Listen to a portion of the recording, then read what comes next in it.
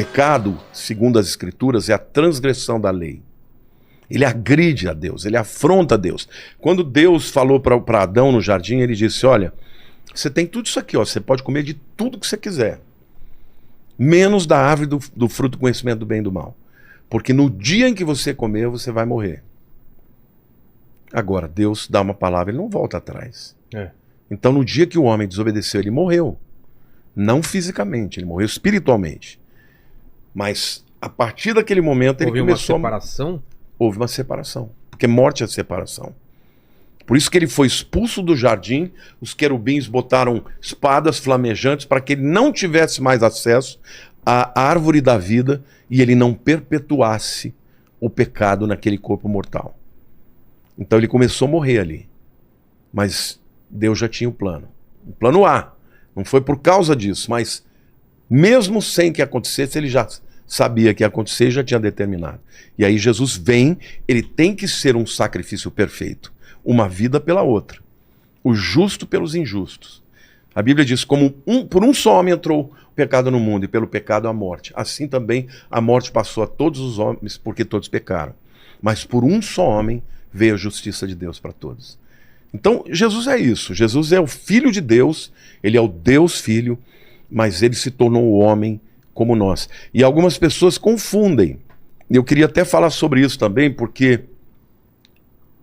E eu queria também saber depois, quando Satanás descobre que Jesus é o Filho de Deus? Só perto, só no deserto? Não, quando vai nascer, ele já está sabendo. Já está sabendo? Ah, já está sabendo. Tanto é que, obviamente, ele já tenta matar as crianças, não, né? mas quando ele sabe que é aquele indivíduo, porque por enquanto ele sabe que vai nascer... Não, mas a hora que Maria está grávida, certo. A hora que vem os magos do Oriente e falam, olha, onde que vai nascer o Messias? Porque nós vimos a estrela. O diabo já está ouvindo. Tem conhecimento. Já está sabendo. Aí ele manda Herodes ir lá para matar as crianças. Mas não consegue. Mata todas as crianças até 2 anos, mas Jesus já está no Egito. Então, mas Satanás sabia disso, que ele estava no Egito? Sabia. Ele não pode fazer nada, ele não pode tocar em Jesus. Ah, tá. Entendeu? Ele não podia fazer nada, mas ele tentou instigar o Herodes para matar. Entendeu? E Herodes matou as crianças, mas não matou Jesus. Aí, José está lá no Egito, ele tem um sonho de novo, e o anjo diz para ele, olha, agora você pode voltar, porque aquele que intentava matar o menino já morreu. Por conta disso, a gente sabe o ano que Jesus nasceu. Por quê? Porque Herodes morreu no ano 4 a.C. Houve um erro de datação aí. Então, se ele foi 2 anos antes para lá, então ele nasceu no ano 6 a.C. Então a morte dele, na verdade, não seria no ano 33, né? Mas seria no ano 27. Entendi. Então, são datas aproximadas, mas Satanás tentou matar, mas ele não podia. Depois, outras vezes, ele tentou impedir que Cristo se tornasse quem ele era. Por exemplo, quando ele se batizou, a Bíblia diz que o Espírito Santo o conduziu para o deserto para ser tentado pelo diabo. E ali ele jejuou 40 dias e 40 noites, e no final desse tempo ele teve fome. Aí aparece quem? O tentador. Com aquelas 3 tentações clássicas, né? Se tu és o Filho de Deus, pede que essas pedras se tornem pães, né? E Jesus fala, nem só de pão viverá o homem. Aí ele pega Jesus, leva lá no pináculo do templo. Te mostraram onde era o pináculo do templo lá? Que lugar mais alto, né? Na esquina do muro. Falou, olha, se você é o Filho de Deus, se joga daí, porque está escrito aos seus anjos dará ordem para que te sustenta. E aí Jesus o repreendeu. Aí ele ainda levou e mostrou para um lugar alto e mostrou os reinos do mundo. E falou, olha, te darei tudo isso aqui se você prostrado me adorar. E Jesus falou, só adorarás a Deus. Né? E já repreendeu o diabo, ele foi embora. Se Jesus tivesse cedido à tentação, já era. Não podia mais ser o Salvador do mundo.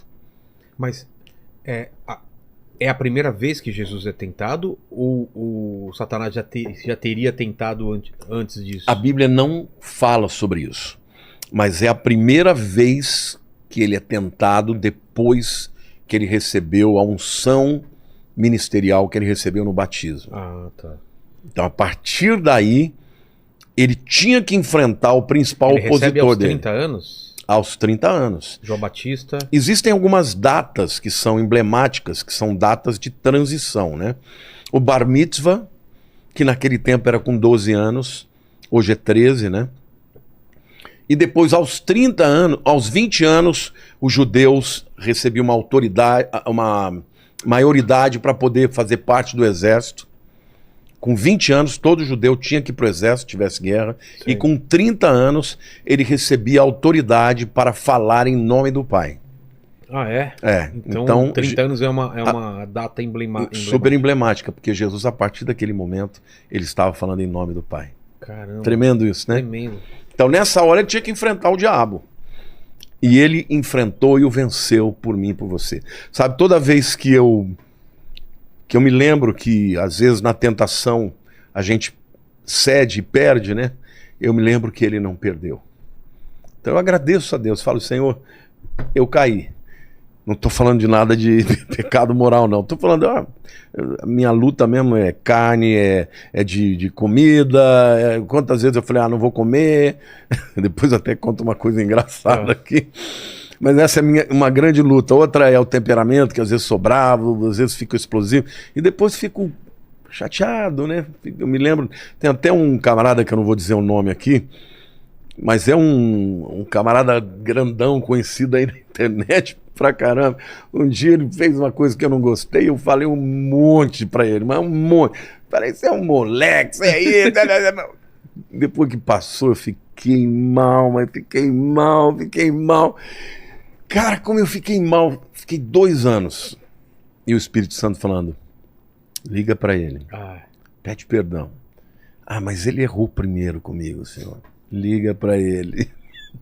Aí um dia eu liguei, cara. Liguei, ele não atendeu, deixei um recado. No dia seguinte, ele mandou assim, ô pastor, eu tava numa pregação aqui, você quer falar comigo, tal, quer me ligar? Me liga a tal hora. Eu liguei. Aí a hora que ele atendeu, ele tava todo ressabiado, né? Porque foi feia a coisa, né? Eu tinha ficado bravo mesmo com ele. Eu falei, cara, tô te ligando pra te pedir perdão. Porque eu não fui um bom exemplo pra você. Ele ficou emocionado, cara. Ele falou pra mim assim, eu nunca imaginei que você pudesse fazer isso. Cara, isso foi uma cura pra mim. Ele falou, só não é perfeito porque eu queria te dar um abraço pessoalmente. Falei, não, vai ter esse momento. Mas assim, a gente tem muitas áreas na vida da gente que a gente não vence. Então eu lembro que ele nunca perdeu. Então é por isso que a Bíblia diz lá em Hebreus capítulo 4, que nós podemos nos aproximar do trono da graça para encontrar socorro em ocasião oportuna. Então a graça de Jesus, ela não é só o perdão para os nossos pecados, mas é o poder para a gente enfrentar a tentação e vencer. Então, ele foi extraordinário. E quando ele sai daquela tentação no deserto, ele começa o ministério dele. E o diabo estava o tempo inteiro. Ele era batizado. Vai pro deserto. Exato. E depois começa o ministério. Exatamente. Hoje, tradicionalmente, eles dizem que esse monte da tentação fica ali em Jericó. Eu não sei se você chegou aí em Jericó e você viu um monte grande. Jericó estava fechado porque tinha acabado de ter um atentado lá. Então, ali tem até um mosteiro lá em cima, com teleférico e tal. Ali onde tradicionalmente Jesus foi tentado, que é o monte mais alto da região, né? E ali ele começou o ministério dele. O ministério, imagina, um jovem de 30 anos, e ele sai de Nazaré, não é isso? Que é a cidade natal dele, e ele vai ali pelo Vale das Pombas e chega ali na região do Mar da Galileia, passando ali por Magdala, e foi se estabelecer ali em Cafarnaum, que você deve ter conhecido quando você foi, né?